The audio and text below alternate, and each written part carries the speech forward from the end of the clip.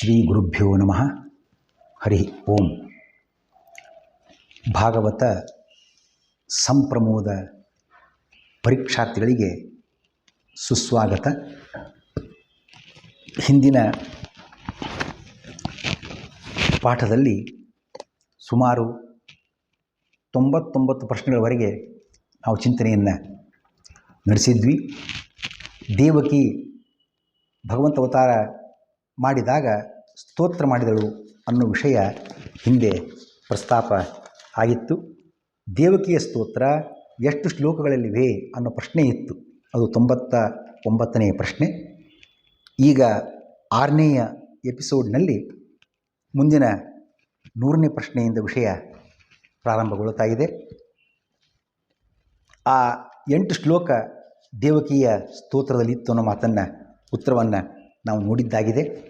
ಈ 8 ಶ್ಲೋಕಗಳ ದೇವಕಿ ಸ್ತುತಿಯ ಸಾರಾಂಶ ಏನು ಅಂತ ನೋಡೋದಾಗಿದ್ದರೆ, ಭಗವಂತ ನೀನು ನಿರ್ದೋಷ ಗುಣಸ್ವರೂಪನಾಗಿದ್ದಿ, ನಿನಗೆ ಈಕ್ವಲ್ ಅಂದರೆ ಸಮರೇ ಇಲ್ಲ, ನಿನಗಿಂತ ಉತ್ತಮರಂತೂ ಹೈಲಿ ಇಂಪಾಸಿಬಲ್ ಇಲ್ಲವೇ ಇಲ್ಲ ಅಂತ ಅರ್ಥ. ಇದನ್ನು ಶ್ರೀಮದಾಚಾರ್ಯರು ವರ್ಣನೆ ಮಾಡುತ್ತಾರೆ. ವಾಯುಸ್ತುತಿ ಅಂತೇನು ಬರೆದಿದ್ದಾರೆ ತ್ರಿವಿಕ್ರಮ ಪಂಡಿತಾಚಾರ್ಯರು, ಅದಕ್ಕೆ ಪ್ರಾರಂಭದಲ್ಲಿ ನಖಸ್ತುತಿ ಅಂತ ಶ್ರೀಮದಾಚಾರ್ಯರು 2 ಶ್ಲೋಕ ನರಸಿಂಹದೇವರ ವರ್ಣನೆಯನ್ನು ಮಾಡತಕ್ಕಂಥ ರೀತಿಯಿಂದ ರಚನೆ ಮಾಡಿ ಕೊಟ್ಟಿದ್ದಾರೆ ಅವರಿಗೆ. ಅಲ್ಲಿ ಹೇಳುವಾಗ ಲಕ್ಷ್ಮೀಕಾಂತ ಸಮಂತತೋ ವಿಕಲಯನ್ ನೈವೇಶಿತುಸ್ತೆ ಸಮಂ ಪಶ್ಯಾಮ್ಯುತ್ತಮ ವಸ್ತು ದೂರತರತೋಪಾಸ್ತಂ ರಸೋ ಯೋಷ್ಟಮಃ. ಹೇ ಲಕ್ಷ್ಮೀಕಾಂತ ನಾರಾಯಣ ಭಗವಂತ ನರಸಿಂಹದೇವ, ಎಷ್ಟು ಹುಡುಕಾಡಿದರೂ ಕೂಡ ನಿನಗೆ ಸಮರೇ ಇಲ್ಲದೆ ಇರುವಾಗ ಅಧಿಕರಂತೂ ಅತ್ಯುತ್ತಮರಂತೂ ಇಲ್ಲವೇ ಇಲ್ಲ ಅನ್ನೋದು ಸ್ಪಷ್ಟವಾಗ್ತದೆ. ಹೇಗೆ? ಲೋಕದಲ್ಲಿ ಇರುವುದೇ 6 ರಸ, ಷಡ್ರಸಗಳು ಕರೀತಾರೆ. 7ನೇ ರಸವೇ ಇಲ್ಲ.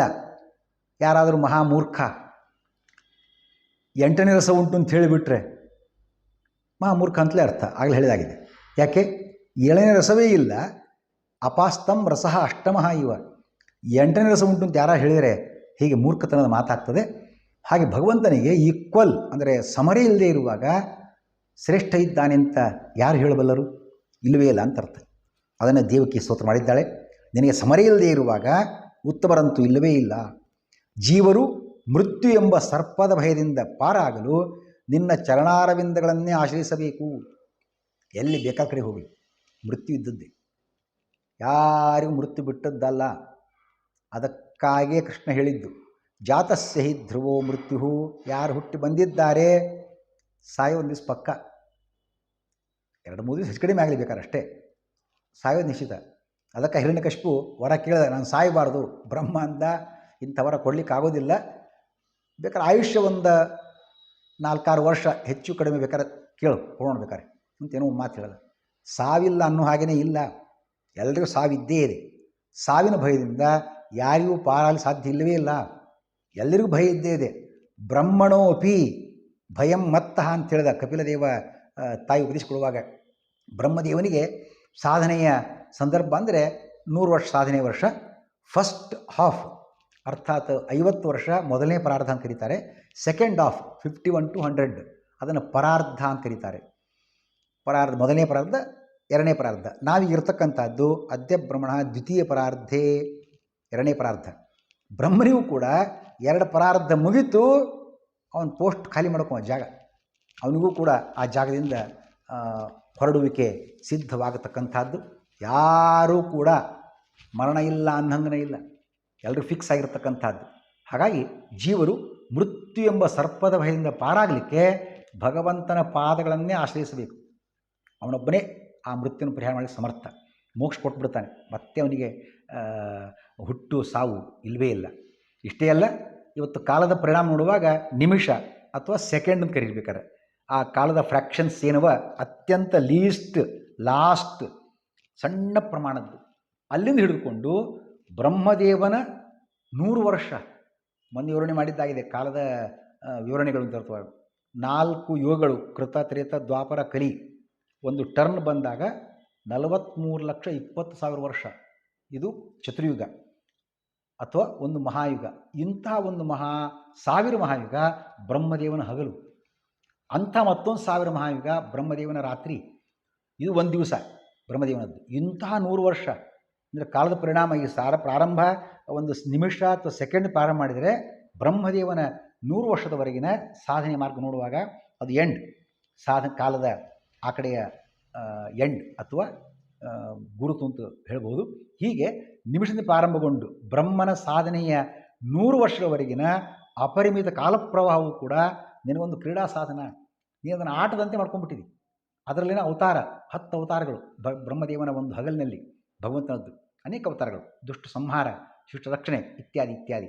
ಆ ಮೂಲಕ ನಿನ್ನ ಸೃಷ್ಟ್ಯಾದಿ ರೂಪದ ಸಮಸ್ತ ಜಗತ್ತಿನ ಆಗುಹೋಗುಗಳು ಎಲ್ಲ ಜೀವರಾಶಿಗೆ ಅವರವರ ಕರ್ಮಾನುಸಾರ ಆ ಸೃಷ್ಟಿ ಸ್ಥಿತಿ ಸಂಹಾರಗಳನ್ನೆಲ್ಲ ನೀಡತಕ್ಕಂಥ ಏನಾಗಿದ್ದೀರಿ. ಇಂತಹ ಸರ್ವ ಪ್ರೇರಕ ಆಗಿರತಕ್ಕಂಥ ನಿನಗೆ ನಾನು ಶರಣು ಹೋಗುತ್ತೇನೆ ಅಂತ ದೇವಕಿ ಸ್ತೋತ್ರ ಮಾಡಿದ್ದಾಳೆ. ಹರಿಯು ವಸುದೇವ ದೇವಕಿಯರಿಗೆ ಏನು ಹೇಳಿದ ಅವ್ರ ಸ್ತೋತ್ರದ ನಂತರ? ಕೃಷ್ಣ ಹೇಳಿದ, ಸ್ವಯಂಭು ಮನ್ವಂತರದಲ್ಲಿ ನೀವು ಅಂದರೆ ವಸುದೇವ ಸುತಪ ಮತ್ತು ದೇವಕಿ ಪೃಷ್ಣಿ ದಂಪತಿಗಳಾಗಿದ್ದಿರಿ. ಆಗ ದೇವಮಾನದ 12,000 ವರ್ಷ ತಪಸ್ಸು ಮಾಡಿದಿರಿ. ದೇವಮಾನ ಬೇರೆ, ಮನುಷ್ಯಮಾನ ಬೇರೆ. ದೇವಮಾನಕ್ಕೆ ಗುಣಿಸು 360 ಮಾಡಿದಾಗ ಮನುಷ್ಯಮಾನ ಬರ್ತದೆ. ದೇವಮಾನದ 12,000 ವರ್ಷ, ಮನುಷ್ಯಮಾನದ ಇನ್ನೂ ಸಿಕ್ಕಾಪಟ್ಟೆ ಆಗಿಬಿಡ್ತದೆ. ತಪಸ್ಸು ಮಾಡಿದಿರಿ. ನಾನು ಆವಾಗ ನಿಮ್ಮಲ್ಲಿ ಅವತಾರ ಮಾಡಿದ್ದೇನೆ. ಅದಕ್ಕಾಗಿ ನಾನು ಆವಾಗ ಪೃಷ್ಣಿಗರ್ಭ ಅಂತ ನನ್ನ ಹೆಸರು ಬಂತು, ಜನರು ಕರೆದ್ರು ಆವಾಗ. ನಂತರ ನೀವು ಇದೇ ವಸುದೇವನೇ ಕಶ್ಯಪನಾಗಿದ್ದ, ದೇವಕಿ ನೀನು ಅದಿತಿಯಾಗಿದ್ದಿ. ಈ ನಿಮ್ಮ ದಂಪತಿಗಳಲ್ಲಿ ನಾನು ಮತ್ತೆ ವಾಮನನಾಗಿ ಅವತಾರ ಮಾಡಿದೆ. ಈಗ ಕೃಷ್ಣಾವತಾರ ಸಮಯದಲ್ಲಿ ವಸುದೇವ ದೇವಕಿ ನಿಮ್ಮ ಮಗನಾಗಿ ನಾನು ಅವತಾರ ಮಾಡಿದ್ದೇನೆ. ಹಾಗಾಗಿ ನಿಮ್ಮ ತಪಸ್ಸಿಗೆ, ನಿಮ್ಮ ಪ್ರಯತ್ನಕ್ಕೆ, ನಿಮ್ಮ ಭಕ್ತಿಗೆ ಮೆಚ್ಚಿ ನಾನು ಅನುಗ್ರಹ ಮಾಡಿದ್ದೇನೆ ಅಂತ ಭಗವಂತ ಹೇಳಿದ್ದಾನೆ. ಆ ಮಾತನ್ನು ಹೇಳಿ 4 ಕೈಗಳಿಂದ ಹುಟ್ಟಿದ್ದ ಕೂಸು ಆ ಕೃಷ್ಣಾವತಾರ ಆದಾಗ ಈಗ ಸದ್ಯೋ ಬಭೂವ ಪ್ರಾಕೃತ ಶಿಶು ಅಂತ ಹೇಳ್ತಾರೆ ವ್ಯಾಸರು. ಕೂಡಲೇ ಸಾಮಾನ್ಯ ಮಗುವಿನಂತೆ 2 ಕೈಗಳ ಆಕಾರವನ್ನು ತಳೆದಿದ್ದಾನೆ. ಕೃಷ್ಣ ವಸುದೇವನ ಏನಂದು ಆದೇಶಿಸಿದ? ನೋಡು ವಸುದೇವ, ನನ್ನಲ್ಲಿಂದ ಕರ್ಕೊಂಡು ಹೋಗು ಗೋಕುಲಕ್ಕೆ. ಅಲ್ಲಿಗಾಗಲ ಒಂದು ಹೆಣ್ಣು ಮಗು ಹುಟ್ಟಿದೆ ಯಶೋದೆಯ ಮಡಿಲಲ್ಲಿ, ಅದನ್ನು ತಂದು ಇಲ್ಲಿಡು, ನನ್ನನ್ನು ತೊಗೊಂಡು ಹೋಗಿ ಅಲ್ಲಿಡು. ಯೋಗಮಾಯೆಯ ಪ್ರಭಾವದಿಂದ ಕಾವಲುಗಾರಿಗೆ ಗೊತ್ತಾಗಲಿಲ್ಲ. ಮತ್ತು ಕೈಯೆಲ್ಲ ಬೇಡಿ ಇತ್ತಲ್ಲ ಎಲ್ಲ ಕಳಿಸ್ತು. ಅದು ಭಗವಂತ ಅನುಗ್ರಹ. ಕೈ ಕಾಲು ಬೇಡಿ ಕಳಿಸ್ತು. ವಸುದೇವಂದು ಬಾಗಿಲುಗಳೆಲ್ಲ ಬಂದಾಗಿದ್ದೆಲ್ಲ ಓಪನ್. ಆ ಮಗುವನ್ನು ಕರ್ಕೊಂಡ ಕೃಷ್ಣನ ಹೊರಟ. ದಾರಿಯಲ್ಲಿ ಶ್ರಾವಣ ಮಾಸ ತುಂಬಿ ಹರಿತಾ ಇದೆ ಯಮುನಾ ನದಿ. ಕೃಷ್ಣ ಬರ್ತಾನೆ ಅಂಥೇಳಿ ಇಬ್ಬಾಗವಾಗಿ ದಾರಿ ಬಿಟ್ಟಿದ್ದಾಳೆ ಯಮುನೆ. ದಾಟಿದ, ಗೋಕುಲಕ್ಕೆ ಬಂದ, ನಂದನ ಮನೆಗೆ ಬಂದ, ಆ ಕೃಷ್ಣನನ್ನು ಇಳಿಸಿದ. ಅಲ್ಲಿಗಾಗಲೇ ಹೆಣ್ಣು ಕೂಸು ಹುಟ್ಟಿತ್ತು, ಅದನ್ನು ಎತ್ತಿಕೊಂಡ, ತಂದ, ಇಲ್ಲಿ ದೇವಕಿಯ ಮನೆಯಲ್ಲಿ ಆ ಕೂಸನ್ನು ಇಟ್ಟ. ಏನು ಆ ಹೆಣ್ಣು ಕೂಸನ್ನು ಇಟ್ಟ, ಮತ್ತೆ ಯಥಾ ಪ್ರಕಾರ ಇವನ ಕೈ ಕಾಲು ಬಾಗಿಲು ಎಲ್ಲ ಕ್ಲೋಸ್ಡ್, ಬಂಧನ. ಈ ಸಂದೇಶವನ್ನು ಕೂಡ ನಾವು ತಿಳಿಯತಕ್ಕಂಥದ್ದು ಏನು? ದೇವರ ಬಳಿಯಲ್ಲಿದ್ದರೆ ಬಂಧ ಮುಕ್ತಿ ಬಿಡುಗಡೆ. ದೇವರನ್ನು ಬಿಟ್ಟು ಲಕ್ಷ್ಮಿಯ ಅಂದರೆ ಸಂಪತ್ತಿನ ಬೆನ್ನು ಹತ್ತಿದರೆ ಬಂಧನ ಪಕ್ಕ. ಇಲ್ಲಿ ಆದದ್ದೇ ಕೃಷ್ಣನನ್ನು ತಗೊಂಡು ಅಲ್ಲಿಟ್ಟ, ಒಂದು ಕೃಷ್ಣ ಕೈ ಬಿಟ್ಟ ಅಂತ ಅರ್ಥ. ಅಲ್ಲಿಂದ ಏನು ತೊಗೊಂಡು ಬಂದ? ಯೋಗಮಾಯೆ ಅಥವಾ ದುರ್ಗಾದೇವಿ ಅವತಾರ ಲಕ್ಷ್ಮಿ ಕರ್ಕೊಂಬಂದ, ಇಲ್ಲಿಟ್ಟ.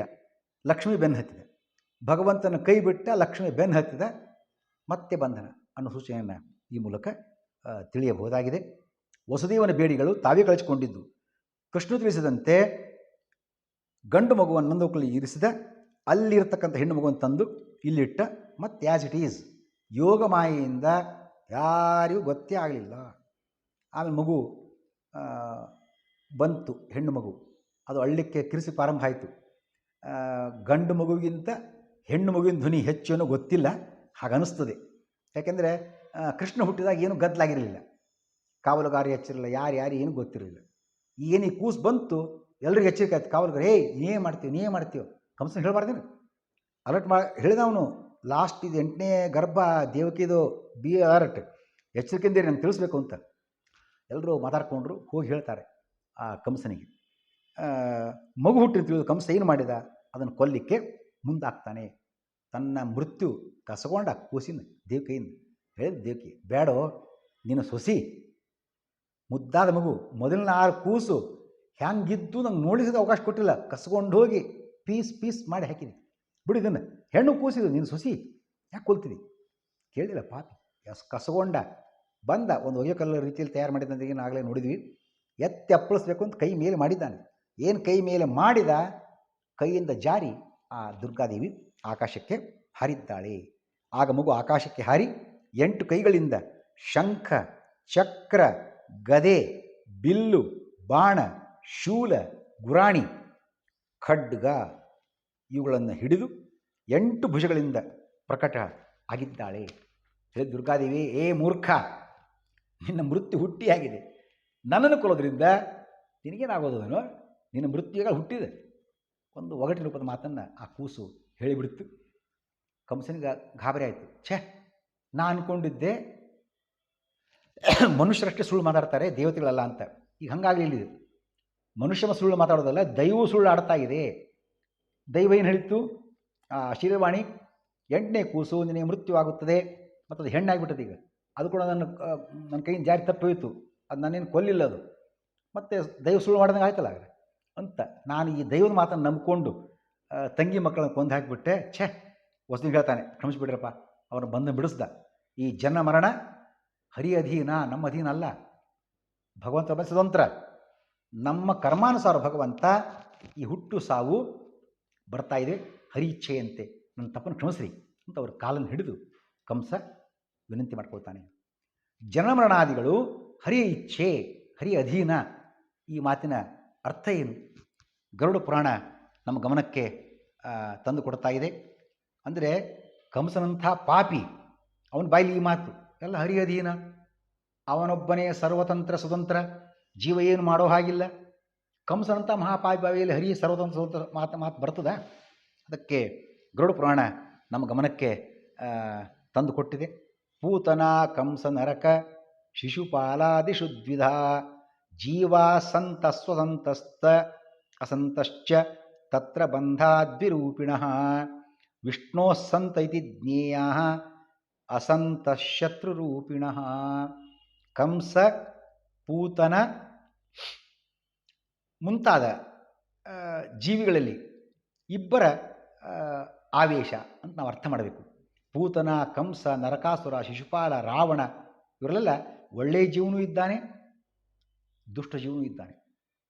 ಒಳ್ಳೆಯ ಜೀವನ ಪ್ರಭಾವ ಒಳ್ಳೆಯ ಮಾತನಾಡಿದಾಗ, ಮತ್ತೆ ಆ ಕತ್ತರಿಸು, ಪೀಸ್ ಪೀಸ್ ಮಾಡು, ಸಂಹಾರ ಮಾಡು, ಹಿಂಸೆ ಮಾಡತಕ್ಕ ಎಲ್ಲ ದುಷ್ಟ ಅಸುರನ ಸ್ವಭಾವ. ಹಾಗಾಗಿ ಒಳ್ಳೆಯ ಜೀವನ ಆವೇಶದಿಂದ ಕೆಟ್ಟ ವರ್ತನೆ, ಕೆಟ್ಟ ಜೀವನ, ಒಳ್ಳೆಯ ಭಾವನೆ, ವಿಷ್ಣು ಭಕ್ತರ ಬಗ್ಗೆ ಒಳ್ಳೆಯ ಭಾವನೆ, ಒಳ್ಳೆಯ ಜೀವನ ಆವೇಶದಿಂದ, ಕೆಟ್ಟ ವರ್ತನೆ, ಕೆಟ್ಟ ಜೀವನ ಆವೇಶದಿಂದ ಸುಜೀವಿಗಳಿಗೆ ಹರಿಪ್ರಾಪ್ತಿ.